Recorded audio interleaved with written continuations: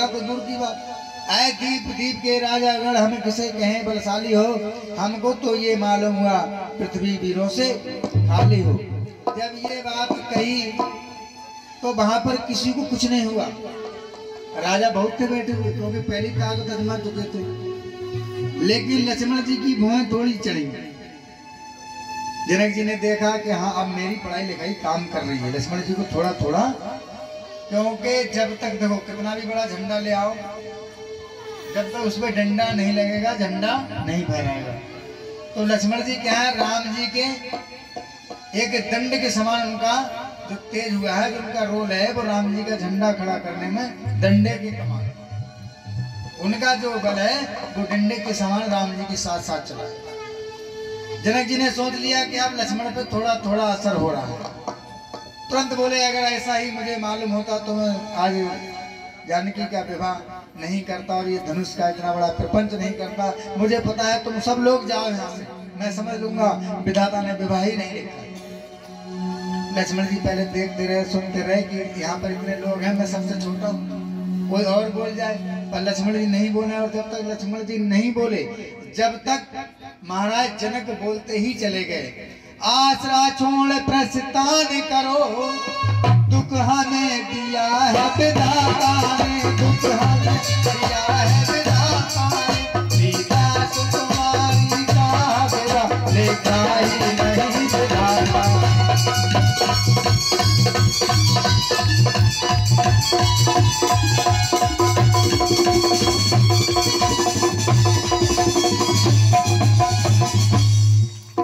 जब जनक जी और बोले तो लक्ष्मण जी ने ज्ञान लगाया कि भैया इनके हाथ में तो है शास्त्र, पढ़े लिखे व्यक्ति मालूम पड़ रहे हैं, शास्त्रार्थ में पारंगत मालूम पड़ रहे हैं, और बूढ़े व्यक्ति हैं, पर बोलने का इन्हें कोई सलीका नहीं। पर क्या करें, क्रोध तो आ रहा था। लखन लाल पर उस समय पड़ा विशेष प्रभाव, उस रघुवंशी ने जगा अपना वंश प्रभाव। क्योंकि क्षत्रिय हैं, क्रोध आया, टेढ़े हो गए, बोले महाराज सच्चे योगा सच्चे क्षत्रिय अपमान नहीं सह सकते हैं, अपमान नहीं सह सकते हैं, जिनको सुनने की लाभ नहीं वो चुप कैसे रह सकते हैं।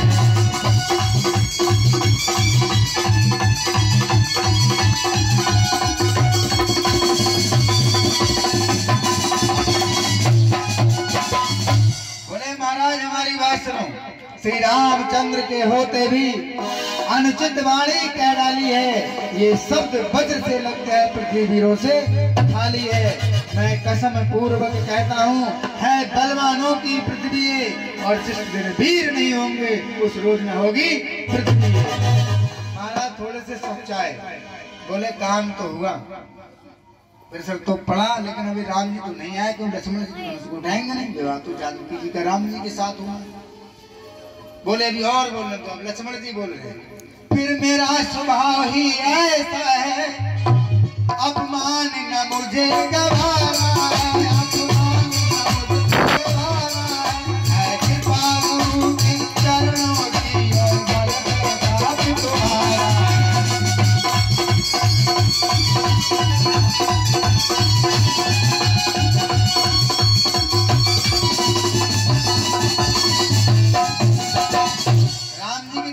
किया, बोले भैया ये तो गुरु की कृपा है, आपका बल प्रताप है, अभिमान त्याग कर कहता हूँ।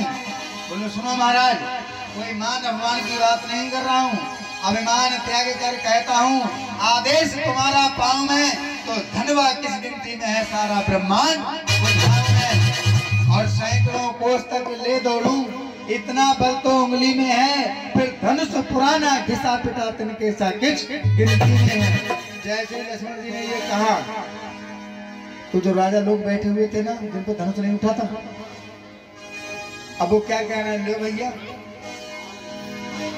अब तो सैकड़ों कोस तक धनुष दौड़ेगा तो उंगली में। राजाओं ने पहले अपना अपना पूरा बल लगा लिया, राजाओं ने पूरा बल लगा लिया, लेकिन जैसी लक्ष्मण जी ने कहा कि सैकड़ों कोस तक ले दौड़ूं, इतना बल तो उंगली में है, फिर धनुष पुराना घिसा पिटा तेने किस गिनती में है। अब राजा एक दूसरे की तरफ देख रहे, बोले ले जय सुन के लिए और रह गए यहाँ पर बैठे बैठे। अब हमसे धनुष हिला नहीं और ये पूरा सिस्टम हिला रहा है। अब जब ये बात बोले तो सीता जी को आनंद हुआ। मिथिलापत पूरे रचित थे, श्री राघवेंद्र मुनियों समेत मन में थोड़े हर्ष थे। सीता जी प्रसन्न हुई, बोले बा छोटे वाले काम कर रहे हैं, पर जैसे धनुष उठाना वो तो उठा रहे हैं। वहां पर राम जी को जिसने देखा, जागी रही भावना जैसी, प्रभु मूरत देखी तिन तैसी। जो संत थे उनको भगवान दिखाई दे रहे थे, जो दुष्ट थे उनको यम के समान भगवान राम दिखाई दे रहे थे, लेकिन जो सज्जन थे ना, जो भक्त थे, उनको परम पिता परमात्मा पूर्ण ब्रह्म दिखाई दे रहे थे।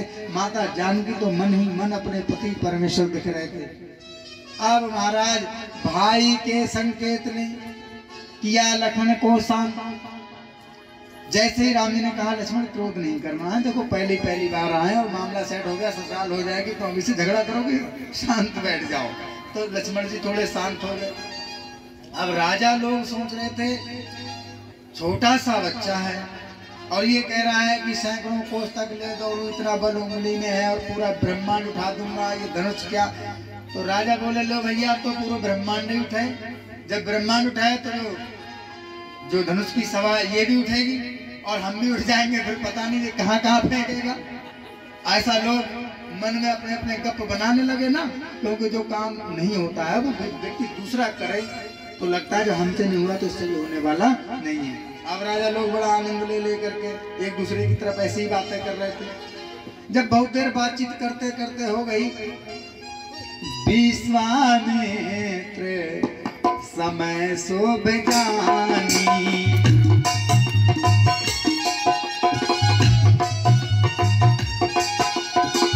बोले अति सने मैं बानी।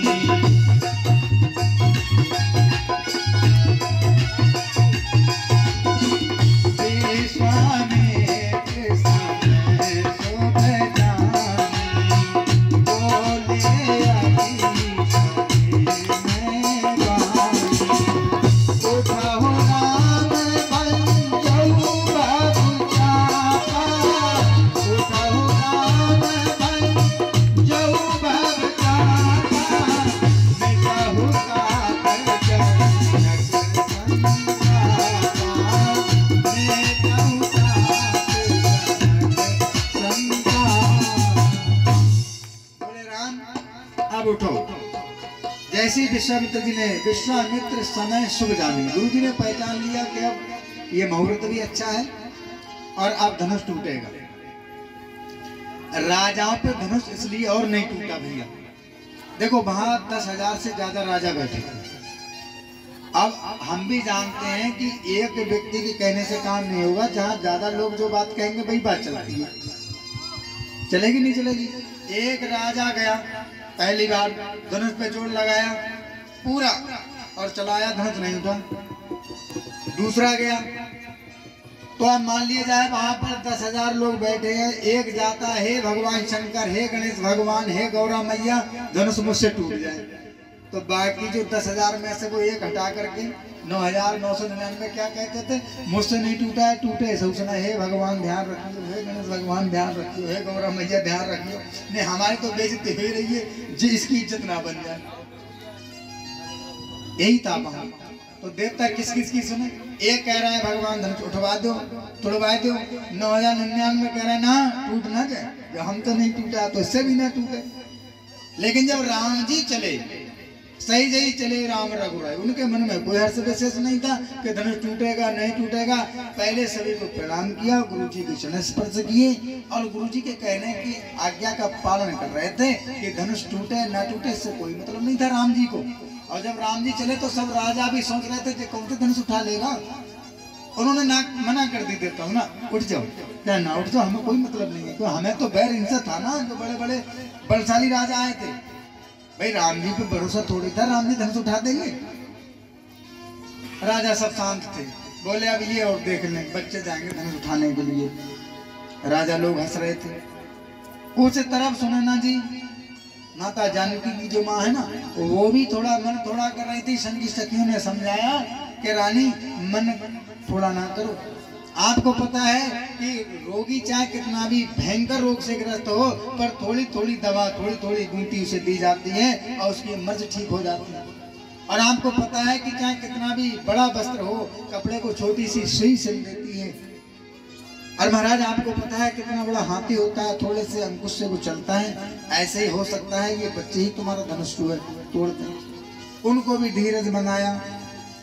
राम जी गए, जाकर के धनुष के पास पहुंचे। माता जानकी भगवान शंकर को, गौरा मैया को, गणेश जी को, सबको मना रही थी। राम जी ने कहा भाई तुम सबको मना रही हो, पर विवाह हमारे साथ होगा, भरोसा हम पे कीजिए। तब सबको मना करके जब थक गई, तब माता जानकी ने राम जी से ही नहीं लगाया कि प्रभु आपसे ही धनुष टूट जाए। राम जी समझ गए कि अब सीता का मन हमारी तरफ है, देवताओं की सहायता की आवश्यकता नहीं थी। देखी विपुल विकल बह देहि, निमस बिहात कल्प समते ही। भगवान राम ने देखा कि सीता जी का एक एक पल एक एक कल्प के समान कट रहा है। जब तक मैं धनुष नहीं तोड़ूंगा तब तक जानकी जी परेशान ही रहेंगी। इसलिए जब जानकी जी ने सोचा कि प्रभु आप बस धनुष टूट ही जाए, उसी समय राम जी ने लेत चढ़ावत खैंचत गाड़े, लखन काऊ देख सब ठाड़े। वहां पर सब लोगों ने देखा कि राम जी धनुष के पास गए। लेत चढ़ावत खैंचत गाड़े, लखा न काऊ देख सब ठाड़े। वो किस समय टूट गया किसी को पता नहीं चला। तेई धन राम मधु धन तोरा, भय भवन धुनि घोर कठोरा। धार धार धनुष की आवाज हुई। वहां के सब राजा लोग छोड़ गए। वो ये थोड़ी पता था धनुष टूट गया, किसी को पता नहीं चला। जब राजाओं ने देखा कि धनुष के दो टुकड़े पड़े हुए हैं, अब तो मामला सब उल्टा सुल्टा हो गया। ये धनुष की आवाज कहाँ गई? जहां पर परशुराम जी तप कर रहे थे। एक संकेत था राम जी का कि जैसे आज फोन मिलाया जाता है, ऐसी धनुष की आवाज से वहां पर परशुराम जी की तप को भंग किया गया कि तुम आओ, आगे यहाँ पर विवाद होने वाला है। और महाराज जैसे धनुष टूटा, प्रभु दो चाप खंड में दिए डाल, देख लोग सब में सुखार। वहां पर जितने भी लोग थे वो सब सुखी हो गए, लेकिन राजा लोग बड़े दुखी हो गए जिनसे धनुष नहीं टूटा था। अब राजाओं की बात सुनो, वो राजा क्या कह रहे थे। जब धनुष टूट गया तो राजा लोग बोले सुनो, धनुष से क्या मतलब है? हम 10,000 लोग हैं, जो विदेह कछु करे सहाय, जीतो समर सहित दो भाई। इन दोनों राजकुमारों को बांधेंगे, और जनक अगर इनकी सहायता करेगा तो जनक को भी बांधेंगे, और सीता जी को तो हम ही लेकर के जाएंगे। धनुष से कोई लेना देना नहीं। अभी इधर की काना फूसी कर रहे थे, लक्ष्मण जी देख रहे थे, लेकिन 2-4 राजा उसमें समझदार भी थे। बोले एक बात बताओ, तुम ये सब कर लोगे, तुमसे धनुष तो टूटा नहीं। तो 2 राजा बराबर में पता है क्या बोले?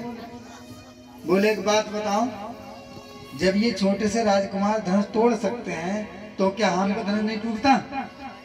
तुझे पता है हमने पूरी ताकत ही कहाँ लगाई थी। कुछ राजा बोले हमने पूरी ताकत ही कहाँ लगाई थी, जब ये बच्चा धनुष तोड़ सकता है तो हम पे नहीं टूटता, पर हमने पूरी ताकत दिखाई नहीं थी। 2-4 तो यही बात कर रहे थे, और 2-4 कह रहे थे कि बांधेंगे राम को, लक्ष्मण को साथ ले चलेंगे जानकी को। और ये सब सिस्टम देखा राम लक्ष्मण जी, पूरी सभा थी। लक्ष्मण जी कुछ बोलना चाह रहे थे, राम जी बोले ना, तुम शांत बैठो। लक्ष्मण तुम्हें चिंता करने की कोई आवश्यकता नहीं है, क्योंकि जो धनुष टूटा है इसकी आवाज जो गई है ना, वो वहां पर परशुराम जी के पास गई है। इनको जैसे को तैसा इनका इंतजाम मैं करा रहा हूँ, तुम चिंता मत करो, क्योंकि यहाँ पर हमारी ससुराल हो गई है, और ससुराल में उत्पात ठीक नहीं रहता है। अब राजा लोग ही उत्पात की बात ही कर रहे थे। और उसी समय वहां से महाराज परशुराम जी की समाधि खोली, और वहां से परसा लिए कंधे पे, पूरे अस्त्र शस्त्र लाद करके। देखिए परशुराम जी ब्राह्मण हैं, पर उनके पास कोई शस्त्र नहीं है, शास्त्र नहीं है, सब शस्त्र है। तलवार है, परसा है, सारा भेष क्या है, क्षत्रियों वाला। और जो राजा जनक है वो ब्राह्मण के वेश में रहते हैं, क्षत्रिय। लेकिन इस सभा में अब देखना लक्ष्मण जी से क्या बात होगी। अब महाराज एक ही गेट है पूरे महल का, और राजा लोग सब अंदर फंसे पड़े हैं, अभी कोई जा नहीं रहा था। और पीछे देखते हैं कि आकर के परशुराम जी क्रोध में लाल पीले होकर के गेट पे खड़े हो गए।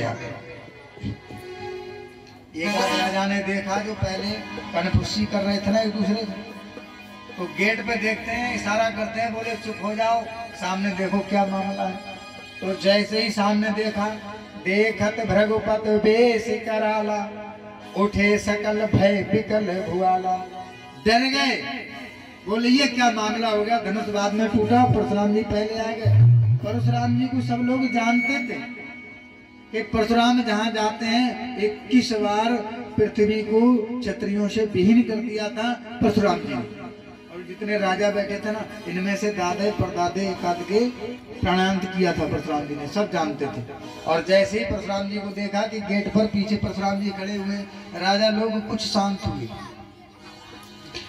पहले जाते थे पिता समेत कीन निज नामा, लगे कर्ण सब दंड प्रणामा, गिर कर के दंडे के समान वहीं गेट पे जाते थे, प्रणाम करते थे, आकर के कुर्सी पे बैठ जाते थे, क्योंकि जाने का कोई रास्ता नहीं था। परशुराम जी परसा हाथ में लेकर खड़े हुए हैं, जाए कहीं पता लगे चल जाए तो प्रणाम करके वापस ही लौट जाते थे।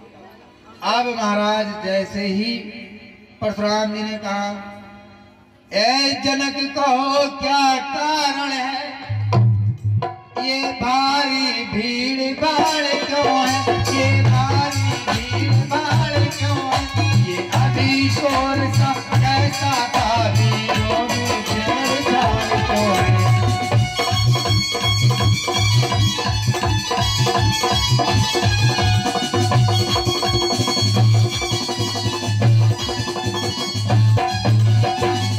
परशुराम जी के हाथ में परसा, और जिस राजा की तरफ दृष्टि डालें तो समझो वो राजा ये समझता था कि अब बच गए तो बच गए, वरना काम तमाम होना ही है।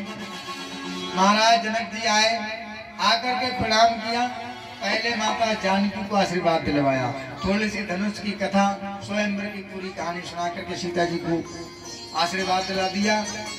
सीता जी तो वहां से हट गई। परशुराम जी आते राम और लक्ष्मण को साथ में लेकर के, जिस हाथ में परसा होता है परशुराम जी आकर के परशुराम जी के पास विश्वामित्र जी प्रणाम करते हैं, और वही हाथ में हाथ लेकर के भगवान ये राम और लक्ष्मण महाराज दशरथ जी के पुत्र, उनसे भी कहते हैं शुभ आशीर्वाद सदा सुखी चिरंजीवी जाओ, आशीर्वाद सबको दिला दिया।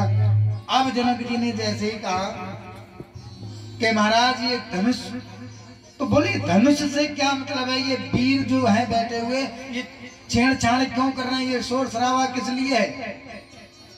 जनक जी ने सिर झुका करके, मिथिलेश्वर ने सिर झुका करके अपने मन की थोड़ी बिठा कही, सीता की और स्वयंवर की धनवा की थोड़ी कथा कही। जब धनवा का टूटना सुना तो दृष्टि तुरंत नीचे डाली, दो टुकड़े देख समुधन के सारे तन में छाई डाली। अभी तो जो क्रोध कम था वो और ज्यादा भयंकर कांपने लगे परशुराम जी, और बोले है मिथिला पति अब बतला मुझको, ये धनुबा किसने तोड़ा है, ये धनुबा किसने तोड़ा है, किसने इस भर स्वयंवर में सीता से नाता जोड़ा है।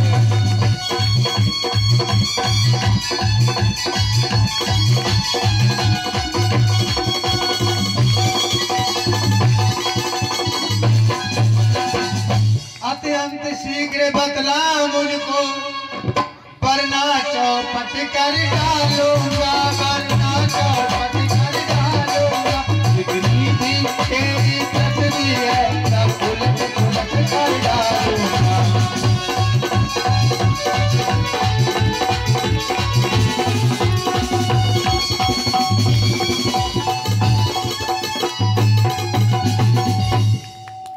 परशुराम जी बोले राजन जल्दी बोल, ये धनुष को किसने तोड़ा है, वरना जहां तक तेरी पृथ्वी है ना सब उलट पलट के रख दूंगा। अब राजा लोग वो बैठे थे, बोले लो धनुष तो हमने इसीलिए नहीं तोड़ा था हमको पता था कि लास्ट में यही होगा। अब इनसे कौन निपटे? धनुष तो टूट जाता, लेकिन अब ये आए, इनसे कौन निपटे? राजा लोग बोले जब ये राम जी धनुष तोड़ सकते हैं, छोटा सा बच्चा धनुष तोड़ सकता है, तो क्या धनुष हमसे नहीं टूटता? पर हम तोड़ देते, लेकिन हम दूरदर्शी हैं, हमको पता था कि आखिर में यही झगड़ा होगा, इसलिए हमने धनुष नहीं तोड़ा था। पर धीरे धीरे बात कर रहे थे एक दूसरे से, जैसे हम लोग आते हैं कथा में तो धीरे धीरे बात करते हैं, कोई सुने नहीं। बोले हम धनुष तो हम तोड़ देते, लेकिन हमें पता थी लास्ट में झगड़ा होगा और परशुराम बहुत जल्दी मारते हैं, तो इनसे कौन निपटता? धनुष टूट जाता, विवाह हो जाता, लेकिन विवाह के बाद कुछ देखने को नहीं मिलता, पहले ही किस्सा साफ हो जाता। अब तो महाराज राजा लोग अपना अपना मुंह बजाएं। इधर जैसे ही इन्होंने कहा कि राजन बता, वरना तेरी सब पृथ्वी को उलट पुलट कर दूंगा। राजा लोग बोले जब पृथ्वी उलट पुलट होगी तो धनुष तोड़ा या नहीं तोड़ा, पर पृथ्वी जहां तक है उलट पुलट होगी, तो हम तुम तो इसी में होंगे। अब कुर्सी कुर्सी सब इसी में गिरेंगे उलट पुलट होकर के। अब तो मरना ही है, चाहे भागो चाहे यहाँ पर रहो। कुछ राजा बोले निकल चलो, बोले निकल के क्या करोगे? पृथ्वी उलट पुलट करेंगे। अब तो जब पृथ्वी उलट पुलट हो गए, मरना है तो कुर्सी बैठे बैठे मरो, फिर काय को इधर मरोगे? राजा लोग तरह तरह की बात कर रहे थे। समय सभा को देख कर दुखी सिया को जान, सीधे सरल स्वभाव से बोले श्री राम सुजान। राम जी ने देखा कि सब लोग बड़े परेशान हो रहे हैं, तब राम जी जो है जाकर के महाराज परशुराम के पास पहुंचे और हाथ जोड़कर बोले, नाथ संबोधन भंजन हारा, कोई है कोई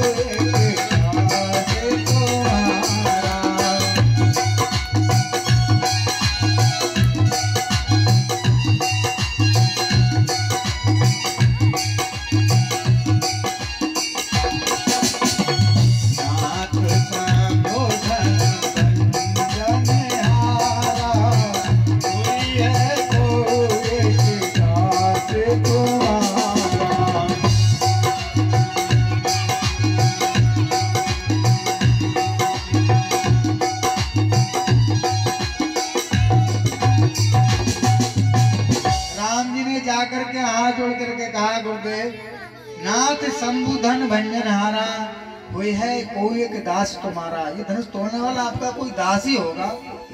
जैसे राम जी की तरफ देखा, परशुराम जी लाल पीले हो गए। बोले सेवक सो जो करे सेवकाई, अन करनी जे करी लड़ाई। सुनो राम जय शिव धन तोरा, सहस्त्र भाव सम सो रिप मोरा। तुम कह रहे हो सेवक होगा, अरे सेवक का कर्तव्य है वो सेवा करे, और ये धनुष तोड़ करके अनुकरणी कर लड़ाई की है।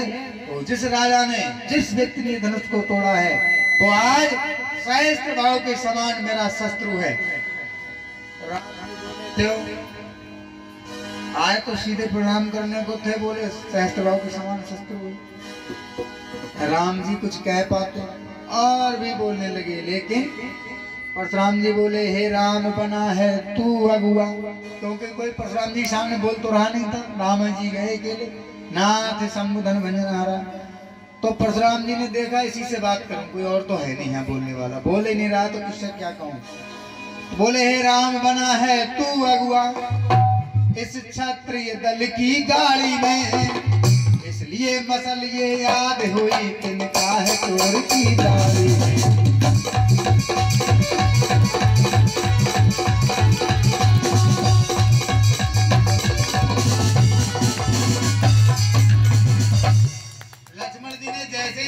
हमारे भैया से ये बड़ा ज्यादा बोले जा रहे हैं। लक्ष्मण जी ने इशारा किया, पीछे से आए, बोले भैया अब आप थोड़ा हट जाओ, क्योंकि ये आपकी भाषा नहीं समझेंगे।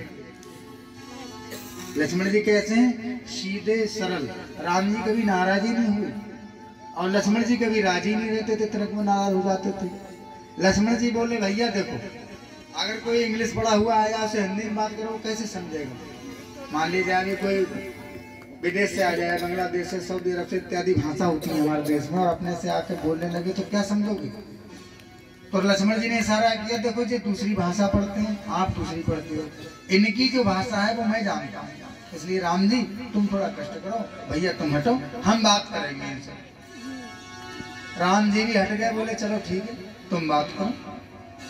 लक्ष्मण बोले, बोले सुख का संवाद कवि, बोले महाराज सुनो, बोले सुख का संवाद कवि दुख का कारण बन जाता है, मीठी बोली के कारण ही तो बात मेरे में आता है।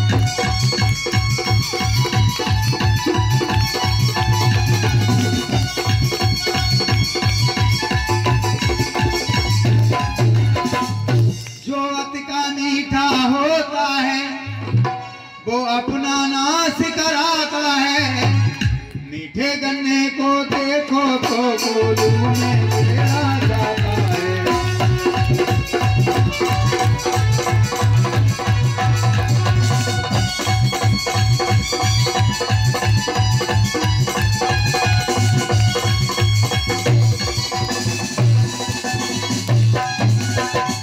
भाई ने मीठे वचन कहे, महाराज भाई ने आकर के आपके हाथ जोड़े, कहा नाथ भाई ने मीठे वचन कहे तो क्रोध और बढ़ आया है, सबसे पहले ये बोल उठे इसलिए चोर जय आया है।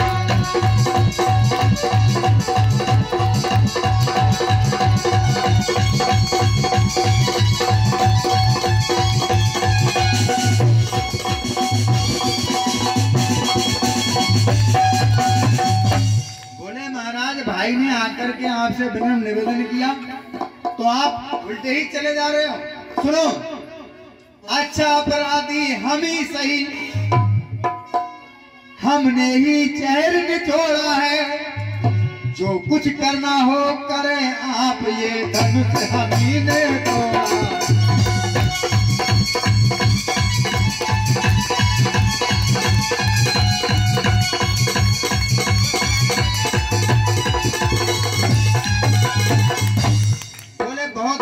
बोले चले जा रहे हैं, यहाँ पर कोई बात नहीं कर रहा है आपसे, महाराज जाओ हमने धनुष तोड़ दिया, क्या कर लोगे आप? अब तो महाराज इतनी बड़ी सभा में अब वही राजा क्या कह रहा है, बोले देखो ये तो गया काम, क्योंकि कोई नहीं बोला, यही बोला है, आप परशुराम को नहीं छोड़ेंगे। लेकिन परशुराम जी जैसे ही बोले, ओ राजा के लड़के क्या हुआ तुझे, मुंह नहीं संभाल रहा है, तू मुंह नहीं संभाल रहा है, तू जैसे क्रोधी के आगे क्यों आंख निकाल रहा है।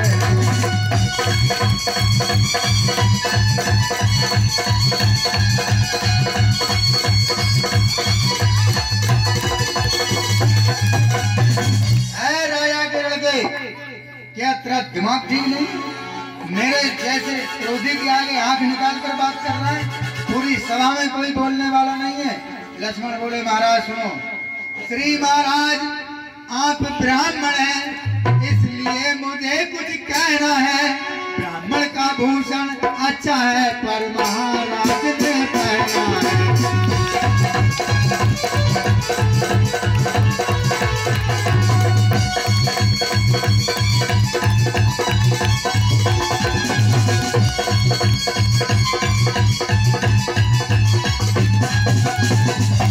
बोले महाराज ब्राह्मण तो बड़ा शांति स्वभाव का होता है, और आप कह रहे हो मैं ब्राह्मण हूँ और ये इतना अरसा फरसा इतना सामान लादे काहे घूम रहे हो? ये तो फौजियों का काम है, इतना सामान लाद के घूमना, ब्राह्मणों का काम है माला जपना। बात काट दी जैसे ही तो परशुराम जी और लाल हो गए। बोले बालक क्या हुआ तुझे, क्यों बात काटता जाता है, क्यों बात काटता जाता है, जानो तारीफ पावन समझा जो मुझे डांटता जाता है।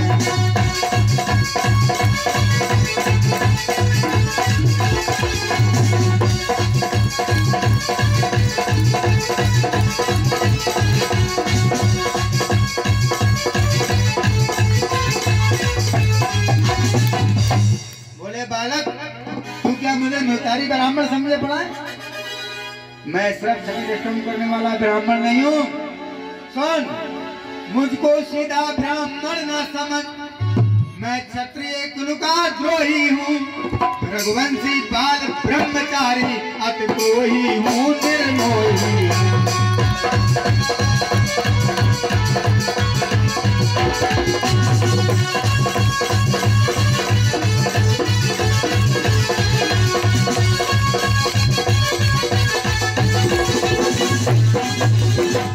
ये परसा मेरा देख रहा है लक्ष्मण। सुन, मेरे इस लहू कुल्हाड़े ने लहू की नदी बहा दी है, विख्यात सहस्त्र बाहु तक की 21 बार विहीन करा दी है।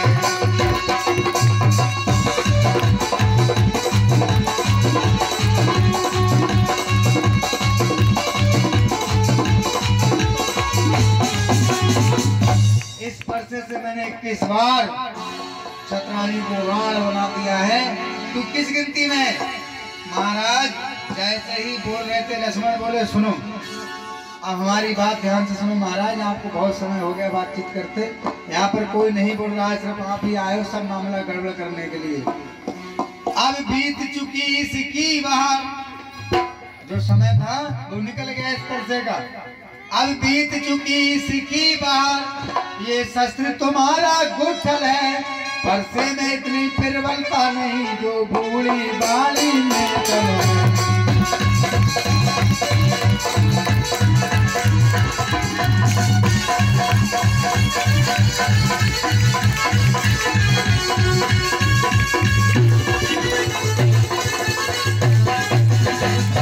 बोले महाराज आप तो जबरदस्ती ये बोझ ढो रहे हो, अरे हाथ में तलवार परसा इत्यादि लेकर के तुम्हें फायदा क्या है? अरे आपकी जो बूढ़ी जो बाणी है ना, जो आपके शब्द हैं, परसे से आदमी मरे ना मरे पर तुम्हारी बाणी से जरूर मर जाएगा। आपको क्या जरूरत इतना सामान बोझ ढो करके घूम रहे हो? अब तो महाराज परशुराम को बड़ा बुरा लगा, लेकिन लक्ष्मण बोले सुनो, हम उस माई के लाल नहीं जो हौवे से घबरा जाए, जो हौवे से घबरा जाए, हम कोई कोई के पेड़ नहीं जो उंगली से मुरझा जाए।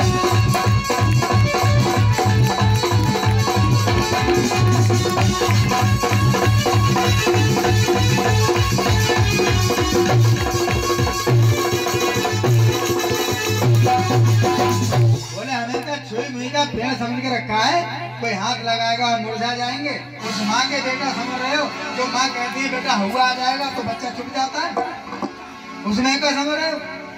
परशुराम जी ने बार बार परसा दिखाया, बोले तू बच्चा है बच्चा ही रहे, क्यों मेरे कर से मरता है, मुझ जैसे गोदी के आगे किस कारण बचपन चलता है।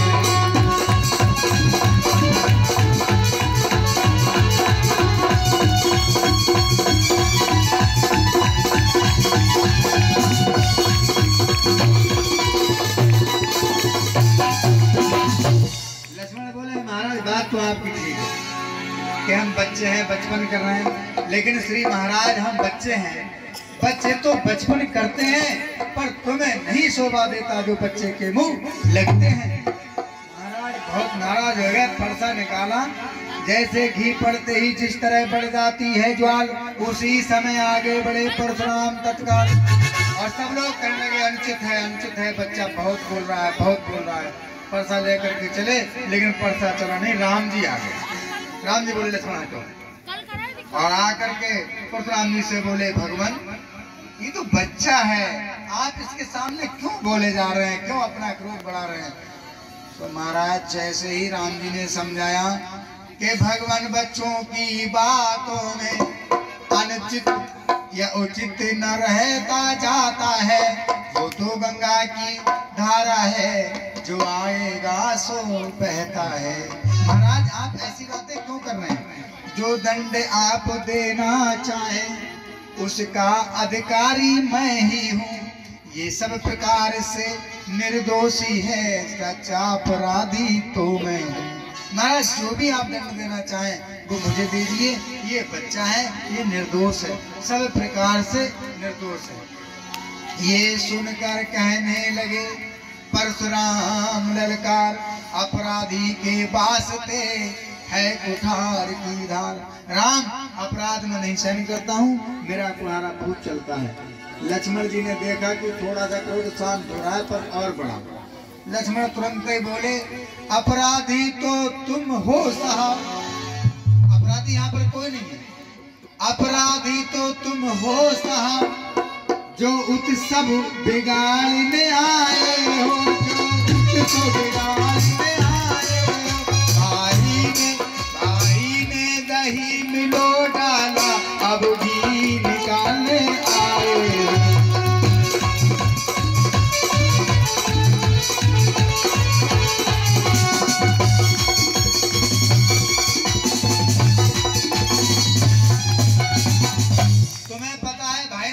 काम कर दिया, राम जी ने तोड़ दिया, यहाँ पर उत्सव है। अब जो बताओ, तुम ही तो सब उत्सव बिगाड़ रहे हो।